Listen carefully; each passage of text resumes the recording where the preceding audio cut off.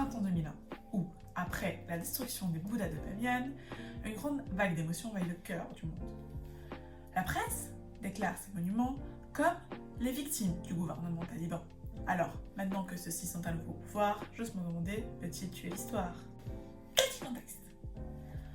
En 2001, Mohamed Omar, chef politique et ancien chef taliban, fut convaincu de démolir les statues. Elles furent non seulement bombardées, mais aussi dégradées par balles, et les peu de matériaux qui restaient furent pillés. Ce ne sont pas les seules traces historiques perdues. Il y a aussi des peintures et il y a aussi des statues. Mais qu'a fait le bouddhisme en Afghanistan? C'est sous le règne de l'empereur Ashoka que la vocation missionnaire du bouddhisme s'affirme. Alors, la religion s'expand autour de l'Inde. Et entre le 2e et 1er siècle avant JC, la religion arrive en Afghanistan. Ainsi, avant de devenir terre de l'islam, transformée à partir de la conquête de la dynastie Omeyyade, petite parenthèse, je vous invite fortement d'aller voir la vidéo de ma collègue qui aborde ce sujet et qui l'explique beaucoup plus. Donc, je referme la parenthèse, l'Afghanistan était une terre bouddhique. Et lorsque cette culture indienne voit la culture d'Alexandre le Grand, le gréco-bouddhisme naît.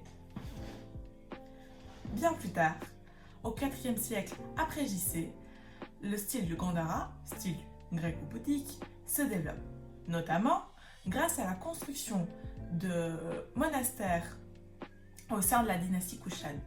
Parmi ceux-ci, celui de Bamiyan. C'est sous ce même règne que les premières images du Bouddha apparurent. Et, grâce aux routes de la soie, cet art se propage. Grosse anecdote. Les premières statues de Bouddha ont les traits d'Alexandre le Grand. Même, les statues du Gandhara ont souvent une moustache. Aujourd'hui encore, nous avons gardé une partie des caractéristiques d'Alexandre le Grand sur les statues de Bouddha. Je pense que je me suis beaucoup trop éloignée de la question principale qui était « Les talibans veulent-ils tuer l'histoire ?»